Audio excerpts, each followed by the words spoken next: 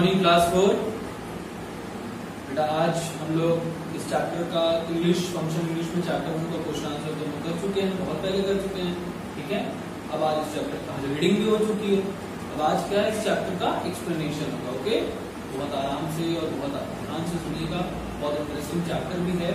ठीक है बेटा, ये चैप्टर क्या है, इस चैप्टर का टाइटल पहले वो आप देख लो, क्या है, द एब्सेंट माइंडेड साइंटिस्ट। ये एक ऐसे साइंटिस्ट की कहानी है जो कि थोड़ा एब्सेंट माइंडेड था। एब्सेंट माइंडेड मतलब क्या होता है कि एब्सेंट माइंडेड ये नहीं कि आप पागल था, नहीं, ऐसा कुछ नहीं। कहा जाता है कि साइंटिस्ट जो साइंटिस्ट होते हैं उनके बारे में ऐसा कुछ मिथ है कह लो या ऐसे ही कह लो कि उनका दिमाग सिर्फ उनके पर्टिकुलर टॉपिक पे ही लगता है, बाकी और किसी जगह वो उतने शार्प नहीं प्रूफ होते। तो इसी के बारे में ये कहानी है, बहुत ध्यान से सुनिएगा बेटा। इसमें कुछ कैरेक्टर्स इंपॉर्टेंट हैं। सबसे पहले तो जो राइटर हैं इसमें वो नैरेटर जो आपके हैं, उसके बाद फिर जो एक उनकी ग्रैंड डॉटर है, कुसमी नाम है उसका, और एक इसमें नील मुनि बाबू हैं जो कि साइंटिस्ट हैं, जिनके ऊपर एक पूरा चैप्टर है, जो कि मेन कैरेक्टर भी है इस स्टोरी में। ठीक है, और भी बहुत सारे कैरेक्टर्स हैं इसमें, आपको धीरे धीरे आगे आते चले जाएंगे, आप सुनते चले जाइएगा। तो इसमें बता रहा है बेटा कि एक दिन क्या हुआ ना कि कुसमी जो है, उसने कुसमी जो कि मतलब राइटर की पोती है, ग्रैंड डॉटर में पोती, ठीक है, उसने राइटर से पूछा, नरेटर से पूछा कि आप एक सवाल का जवाब मुझे दीजिए कि आप नीलमणि बाबू जो साइंटिस्ट हैं उनके इतने अच्छे दोस्त क्यों हैं? मतलब नीलमणि बाबू जैसा इंसान जो कि हमेशा अनटाइडी रहता है, मतलब गंदे ढंग से रहते थे, कुछ भी पहन लेना, कैसा भी गंदा हो साफ हो उनको मैटर नहीं करता, और एकदम एब्सेंट माइंडेड, मतलब दिमाग कहीं और काम कहीं और, हर चीज भूल जाना।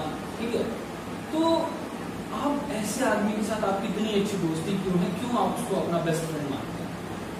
अब देखो भाई, राइटर ने क्या कहा, राइटर ने कहा कि देखो ये जो तरीका है ना, मतलब कि अनटाइडी रहना या क्या कहते हैं कि किसी अपने ऊपर अपनी पर्सनालिटी को बहुत ध्यान नहीं देना, या हाउस होल्ड थिंग्स जो है छोटी मोटी उनको भूल जाना, ये सब एक इंटेलिजेंट इंसान की निशानी होती है, क्योंकि वो इतना ज्यादा इन्वॉल्व है अपने सब्जेक्ट में, अपने गोल में, अपने एम में लाइफ के, तो उसको ये सारी चीजें मैटर नहीं करती कि उसने शर्ट पहनी में साफ है कि नहीं, उसमें बटन सही से लगाई है कि नहीं, उसमें जो है कि क्या कहते हैं कि घर में कौन सी चीज कहाँ रखी है, कहाँ मिलेगी, इसमें उसका ध्यान नहीं करता। उसका ध्यान सिर्फ अपने सब्जेक्ट पे रहता है, जिसपे कि वो जो उसकी लाइफ का मतलब मेन गोल है वो। इसलिए मैं उनको बहुत पसंद करता हूँ और वो मेरे बेस्ट फ्रेंड भी हैं। अच्छा, उसमें ने कंप्लेन किया कि ठीक है, चलिए मानती हूँ कि अनटाइडी रहते हैं और ये बहुत बड़ी बात नहीं है। सबसे बड़ी बात क्या है पता है, एक तो वो चीज खो देते हैं, कहीं का कहीं रख देंगे और फिर भूल जाएंगे, उसके बाद क्या करेंगे, उसके बाद दूसरे के ऊपर ब्लेम करेंगे कि तुमने चुरा ली, या तुम्हारी वजह से चीज गायब हो गई, या ये चीज कहीं ना कहीं तुमने रख दी। ठीक है, दूसरे पे इल्जाम लगा देंगे। ये सबसे इरिटेशन वाली बात कुसमी को लगती थी, उसको बहुत परेशान होती थी, उसको बहुत बुरा लगता था कि जब करते वो खुद थे और इल्जाम दूसरे पे लगा देते थे। अच्छा, अब क्या हुआ भाई देखो, और उसके बाद सिर्फ इतना ही नहीं, वो पूरा घर उलट पलट के रख देते थे उस चक्कर में। कोई भी सामान अगर मान लीजिए उनका शूज खो गया तो उसको खोजना तो छोड़िए, पहले तो वो दुनिया भर के लोगों पे इल्जाम लगाते थे, प्लस उसके बाद पूरा घर उलट पलट के रख देते थे उस चीज को खोजने के लिए। अच्छा, अब क्या हुआ, अब बताए कि ये कुसमी ने बोला कि एक तरह का दौरा पड़ता है क्या उनको, हमेशा रोज ही पड़ता रहता है ये दौरा, जब देखो तब दौरा पड़ जाएगा, और उस दौरे के चक्कर में सब लोग जो है कि डांट खा जाते हैं उनसे। तो उन्होंने कहा, क्या कहा राइटर ने, आपके राइटर ने कहा कि उनके इसी दौरे पे तो मैं उनका बेस्ट फ्रेंड बनाऊं। ठीक है, और ये कहकर उसने स्माइल किया राइटर ने। अच्छा, अब अभी भी लेकिन कुसमी कन्विंस नहीं, लेकिन कुसमी को अंदर बहुत गुस्सा था नीलमणि बाबू के लिए। कुसमी ने क्या कहा, देखिए तेरी अभी परसों की बात ले लीजिए, ठीक है, परसों की बात ले लीजिए, आप जो बड़ा बोल रहे हैं ना उनकी लाइकेबिलिटी के बारे में, तो आप सुनिए परसों की बात क्या हुआ। तब तक वहां पे क्या हुआ, एक अंकल थे, अंकल बिदू, वो भी आ गए। अब अंकल बिदू जब आ गए तो आपकी कुसमी ने कहा कि अंकल बताइए जरा परसों क्या हुआ, तो जरा बताइए, तो इनको परसों क्या हुआ, बड़ा उनकी बड़ाई कर रहे हैं या उनकी तारीफ कर रहे हैं, जरा बताइए इनको परसों क्या किया उन्होंने। अब देखिए परसों उन्होंने क्या किया। बिदू ने बताया कि नीलमणि ने जो है अपना एक पेन खो दिया था। अच्छा, अब पेन खो दिया जिसको चारों तरफ खोज रहे हैं, घर के कोने कोने में खोज रहे हैं, बिस्तर के नीचे, टेबल के नीचे, सब उलट पलट के रख दिए। उन्होंने मधु बाबू को बुला लिया कि बताओ मेरी पेन कहाँ है, तुमने मेरी पेन तो नहीं चुराई है। उसने वॉशरमैन को बुला लिया कि मेरी शर्ट में कहीं पेन लग के तो नहीं गई थी और तुम धोते समय निकाल के चोरी करके रख लिए उसको। भाई सबको एक्यूज कर रहे हैं कि नहीं तुम चुराए हो, तुम चुराए हो, तुम चुराए हो। फिर क्या हुआ? फिर नीलमणि बाबू का एक नेफ्यू था, भतीजा था, उसने बताया कि आपके कान के पीछे देखिए पेन लगी हुई है, क्या आप यही पेन खोज रहे हैं? अब ये बात सुनकर नीलमणि बाबू को गुस्सा आ गया।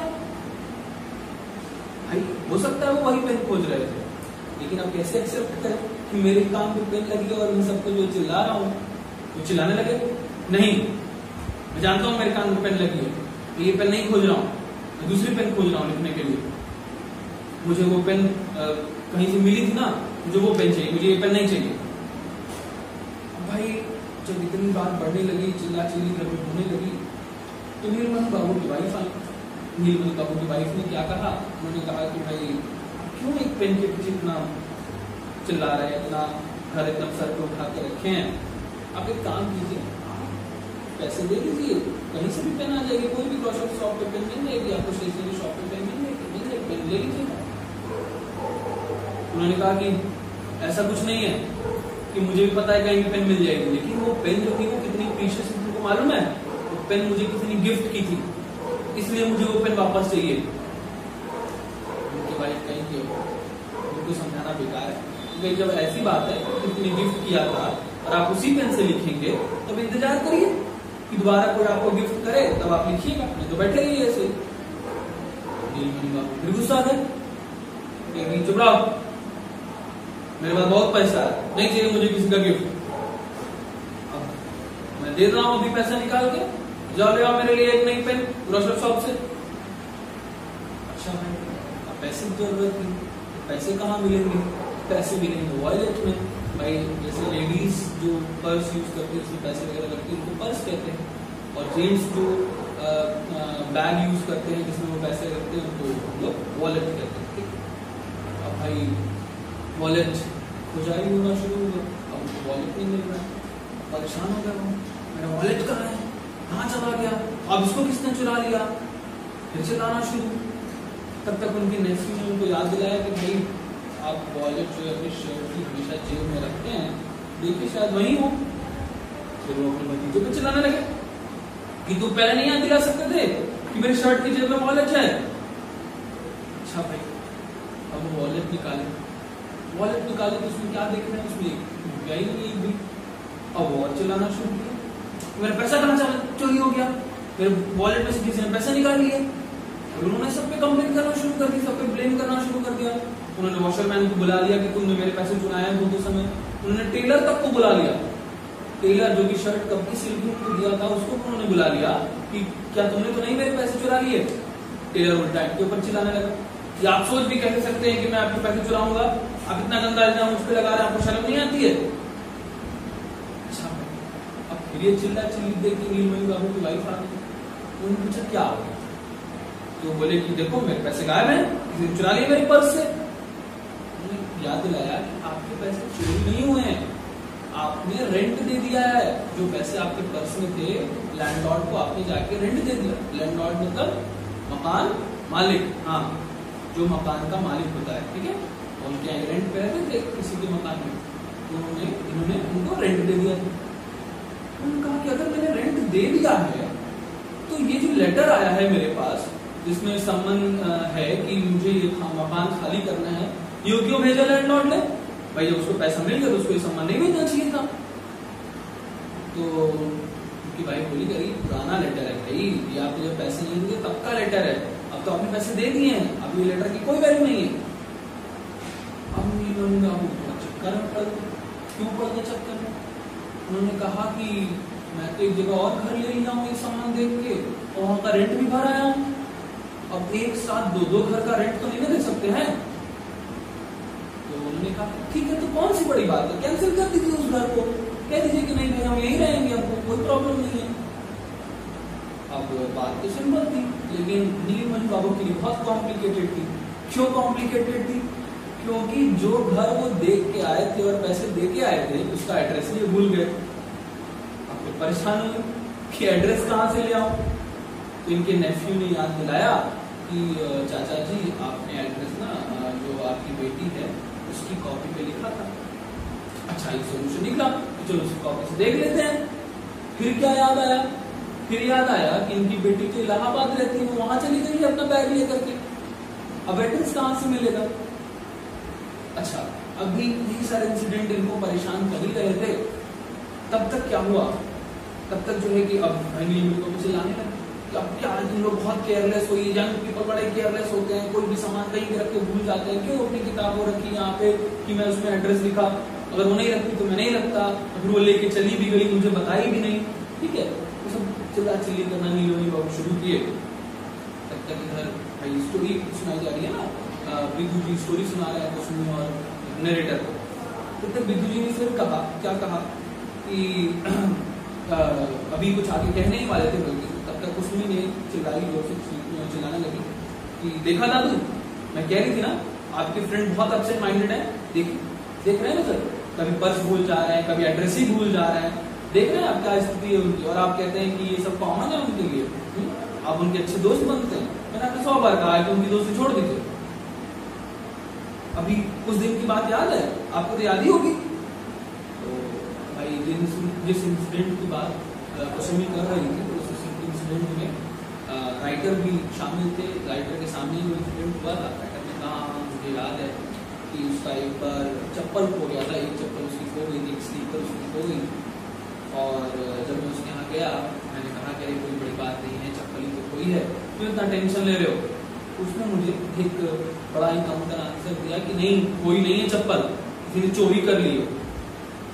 तो और ये भी कहा नीलमणि बाबू ने कि मैं प्रूफ भी कर सकता हूँ कैसे उसने चोरी किया है। लगा मुझे प्रूफ दे रहे, एक से मुझे प्रूफ चाहिए भी नहीं थे, लेकिन फिर भी प्रूफ देने लगा। मैंने उससे पूछा कि यार ये बताओ कि एक चप्पल को क्यों चुराया? नहीं, अगर चुराना हो दोनों चुराएगा, कहीं बैंक में जाना आना होगा या कुछ भी करना होगा, एक चप्पल चुरा के क्या फायदा होगा? उसने नीलमणि बाबू ने कहा कि अरे चुप रहो, मेरा चप्पल जो है ना वो लेदर का था, और वो लेदर एक चप्पल चुरा लिया, अब ले जाके लेदर मार्केट में बेच के पैसे कमाने लगेगा वो। अब इस बात का तो कोई जवाब नहीं था राइटर के पास, चुप हो गया राइटर भी। तब तक क्या हुआ कि नीलमणि बाबू की नौकरानी जो है झाड़ू लगा और बेड के नीचे से उसकी वो चप्पल झाड़ू से लगी और फिर निकाल वो चप्पल दिखी उनको। वो दिखा कि थोड़ा सा चप्पल को काटा गया है दांत से किसी ने चुभला दिया चप्पल। तो उसने बताया उसकी मेड नहीं कि हो सकता है कि आपका जो पेट डॉग है वो खींच के ले गया वो चप्पल अंदर, और उसने दांत से उसको मतलब थोड़ा बहुत खुरच दिया हो।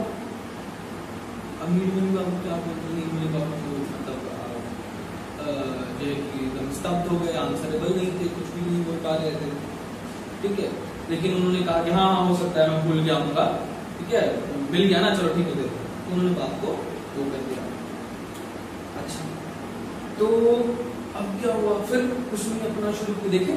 देखिए आपके सामने हुआ है ना, आप सोच लीजिए, मतलब एक चप्पल चुराने के लिए वो चप्पल चोर बना दिए सबको। क्या तरीका है बताइए आप ही पापा, आप ही दादा बताइए क्या बात है।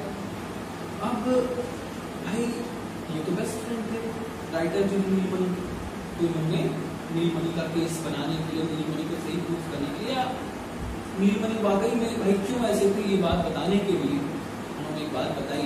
उसमें तो क्या कहा नीलमणि बाबू ने कहा देखो बेटा वो बहुत ब्रिलियंट साइंटिस्ट है, ठीक है, और ये सब जो बातें हैं ना छोटी मोटी की भूल जाना और घर की चीजें ना याद रहना, ये सब उनके लिए इग्नोरेबल है, क्योंकि वो वाकई में इतने डूबे हुए हैं सन में स्टार्स में, इतने डूबे हुए हैं कि उनको नहीं याद रहता कि उनके साथ क्या हो रहा है, उनकी रियल लाइफ, वो हमेशा उसी में इन्वॉल्व रहते हैं। इसी की वजह से उनसे ये चीजें होती हैं और वो इतने शॉर्ट टेम्पर्ड भी हैं, ये सारी चीजें इसी वजह से होती है। ठीक है, और क्या कहा, लेकिन कुछ नहीं अभी भी कन्विंस नहीं हुई थी। कुछ नहीं कह रही थी कि नहीं वो बहुत अपसेट माइंडेड है, बहुत क्रेजी है, वो हमेशा इरिटेट करते हैं। ठीक है, तो बाद में बात को खत्म करने के लिए राइटर ने यही कहा कि भाई उनके इन सब बिहेवियर के बावजूद भी उनके जो काम हैं, जो उन्होंने बहुत सारी फैक्ट्स और फिगर्स हमारे सामने रखे हैं साइंस के बारे में, उससे मैं बहुत इम्प्रेस रहता हूँ। और इसी वजह से शायद वो हमारे जैसे नहीं हैं, वो हमसे बिल्कुल अलग हैं, क्योंकि उनका दिमाग कहीं और लगा रहता है और वो किसी और चीज़ की खोज में हैं। इसलिए वो हमसे बड़े भी हैं, वो हमसे ऊंचे भी हैं और वो हमसे अलग भी हैं। ओके, तो ये इसमें कुछ भी उन्होंने समझाया और उसमें को भाई कुछ हद तक मानना पड़ा दादू जी की बात। ठीक है, यही था बेटा आपके चैप्टर में। ये चैप्टर जो है कि रविन्द्रनाथ टैगोर ने कोई वो लिखी है, स्टोरी लिखी है, उसमें से थोड़ा सा पोर्शन लिया गया है। ठीक है, तो ये था पूरे आपके चैप्टर में। अब आपको क्वेश्चन आंसर करने में थोड़ी आसानी